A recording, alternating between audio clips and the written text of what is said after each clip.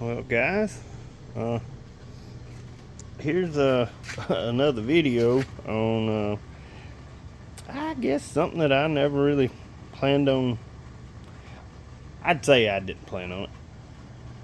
I was going to put it together, not going to let it go to waste. But it's the 283 out of my station wagon, where I put the 454. And if y'all haven't watched that video, go back and watch those. Hell, took the 283 out of it and put a 454 in it. But this is the original motor out of it. It was locked up when I got it. Had zero compression when I finally unstuck everything, and wound up spinning the motor over, and it just, everything was going straight through the crankcase and wouldn't run. So I was like, I'll pull it, this, that, and the other. Well, I guess this video is two-part. Damn, I bought this, the stand right here, years and years and years ago, 20 some odd years back or so. I worked at Kodak in Columbus, Georgia, and my boss let me take a bunch of stuff out of there when we were like taking stuff out of there. Just it was actually an old facility that they'd shut down, and so this was one of the roll around carts. Well, at the time, like I said, 20 some odd years ago, I wanted to make me a roll around, cart where I could crank a small block Chevy on it. And I was like, I got about 4 of these carts I took. Not that anybody needs 4 of these damn carts, but I was always a hoarder back then, still to this day I am. So Vince let me take them, so I took it to the shop, cut it down, put all the gussets in it, and made it where it would fit the old style motor mounts. And like I said, I have never cranked a motor on that thing. I've had it for 20 some odd years. I actually put this little panel on it. I broke that panel and put it on there and welded it out where I could put like a switch on it to crank it, a temp gauge, all that crap. But never got around to doing all that, tachometer and wiring it up. So I've kept this thing for, once again, 20 some odd years. So this will be the first motor I've ever built that gets cranked up on this thing. And trust me, I probably built, I would say 50 motors at least in the last 20 years easily, but never put them on this stand just because it was kind of more of a novelty kind of thing, and I was like, I'll never use that thing. But hey, it's gonna get put to use. The reason I say that is I took it apart. I should have made a video of it, but I don't have a way of editing and all that shit and stuff like that. So took the pistons out. Every one of the damn rings was stuck on this son of a bitch. So let them soak, got them all loose, and I would show you my hands, but trying to get the piston rings unstuck, basically you could think of 1,000 paper cuts on your fingers. That's about what I got. So with this motor, do I need to put it in anything? No, I'm never going to put it back in my wagon. I love the big block in it. But I am going to put it in my 64, what I call Stubby D C50. that's got the 350 in it, and it's got a set of let's walk over here, same heads as those, the double humps.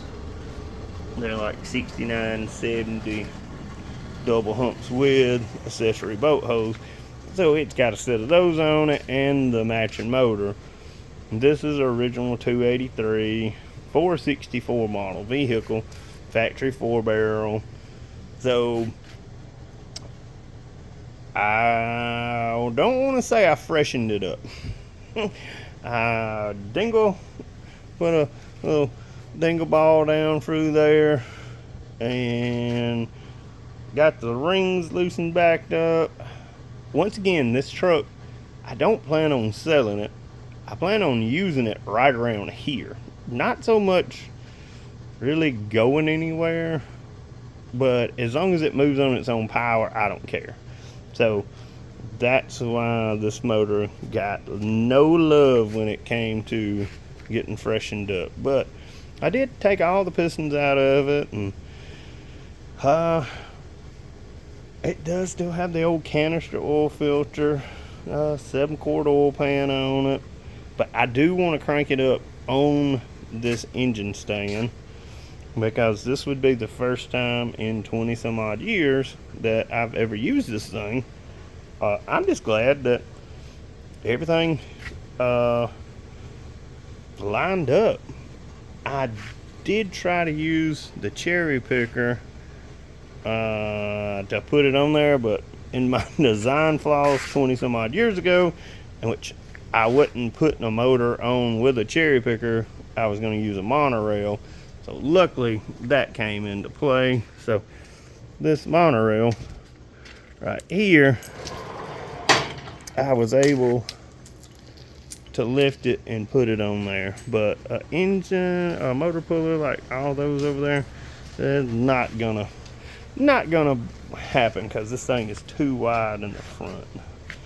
So if anybody's trying to build one out there, I wouldn't suggest building it like I built it. So maybe taper it in or do something, but I couldn't do it that way. So you have to use a monorail, but luckily got one at hand. But it is still standard bore. It's probably gonna smoke.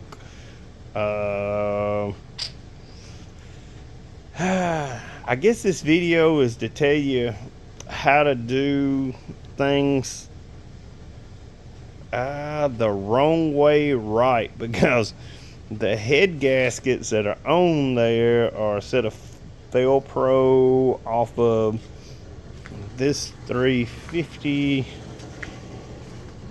over here for boat main, but it ran perfect other than the cam kind of was wore out and the heads, but the Velcro gaskets are in really good shape. So just copper spray them, and I know I'm gonna get some flack in the comments, but I don't really care, because it's one of those things where it was trash regardless. It was going to get thrown away, and I hated to do that. But it will run. Trust me, it will run. And it will run perfect for what I'm going to use it for. So we'll walk out here real quick, and I will show you what it's going in. If y'all have never met Stubby D.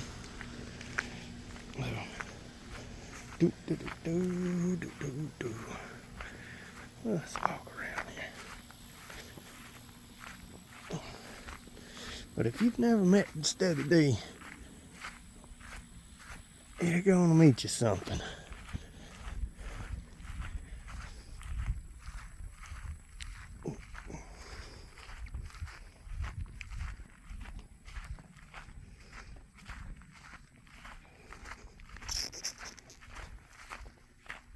It is a 64, and that's kind of why I'm happy that that block is. Not that it even matters, but it does kind of match the truck and goes along with the year model of it. But Stubby D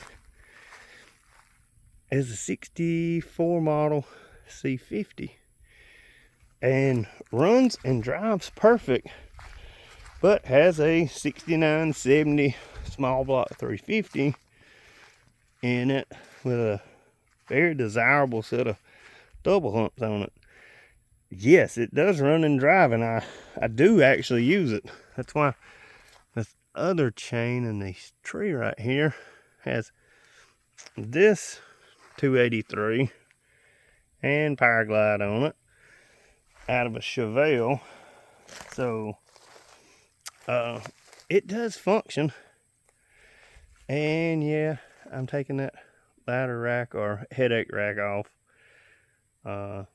It doesn't even go all the way up, but that's going to become a grill insert. So something to cook some chicken or some steaks or something on. But that is Stubby D. And the reason it's named Stubby D is because it is kind of stubby, and I bought it from one of my really good friends, Dustin, and so that's why I called it Stubby D. But it's a good running old truck.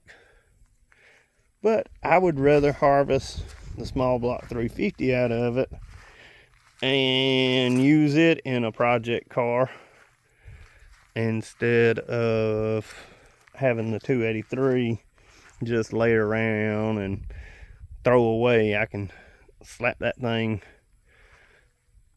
off in this truck and still use the truck, move it around. If it smokes a little bit, hell, who fucking cares?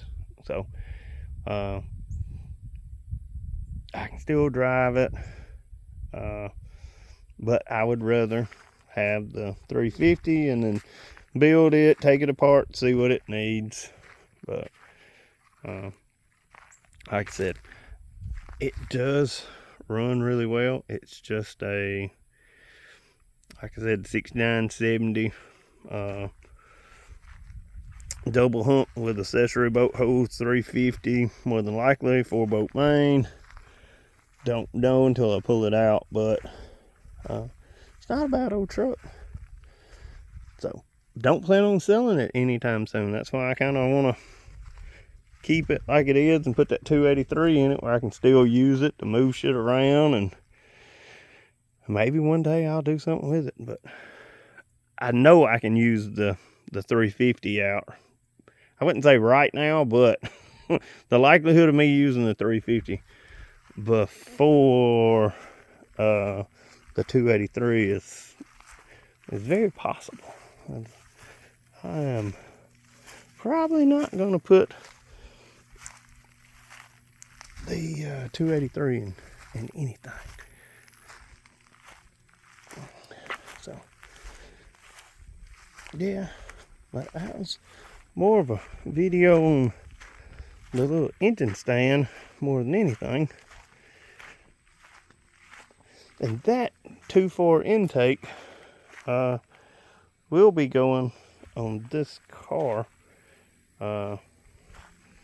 Since that epic race, I'm sure it's got a bunch of wasps in here. Wow. I don't see any, but it does have a huge ass spider web over there. But since that epic race when the hood came up on it, it has not left a spot. So I know that was back in February, and I felt really bad about that. So even though it wasn't my fault he lost the race or his hood went up, I still went and got a hood for him. So, but then we got a ton of rim for it, and possibly now that might be too tall. He did go and buy 2 brand new carburetors. That's just the old carburetor that was on it, but of course we'd have to clean everything, get the linkages. I think it's got some of the linkage, but the rest of the linkage for that thing. But yeah, the 56 has not moved since then. I think it's a part of defeat. He know he got it defeated. He should have ratchet strapped his hood down, but oh well.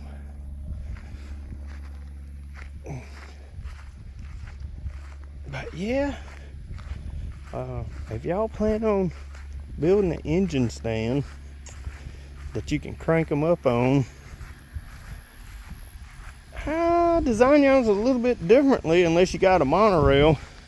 As if you don't, that shit ain't gonna go in between the middle of a. I might had on that one. That was a little wider. I say that one is.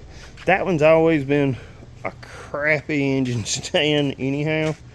Well, engine stand, but a cherry picker. I bet you this one right here, it would have gone through there all day long. So yeah, maybe just don't buy those. This big one, never used it. It's like for a diesel motor, so I wouldn't probably go out and buy one of those because they're hard to roll around. I wouldn't say hard, but it's a pain in the ass. But yeah, that one is definitely narrow. So needless to say, don't buy a Harbor Freight engine stand. Well, why I keep fucking calling it an engine stand? Cherry picker, which I bought it from from my buddy that I bought the truck from. So I need to call that Stubby D2 because that thing does not work worth a shit. So yeah, don't buy these cherry pickers. At least go out and buy something half-ass nice, or hey, do what I did, build you something. But hey, as always, I'm gonna start trying to make more videos. Shit, y'all seem to be liking them, but hey, till I make another one, hey, y'all be safe and like and subscribe if you like them. But till then, y'all have a good one. See ya.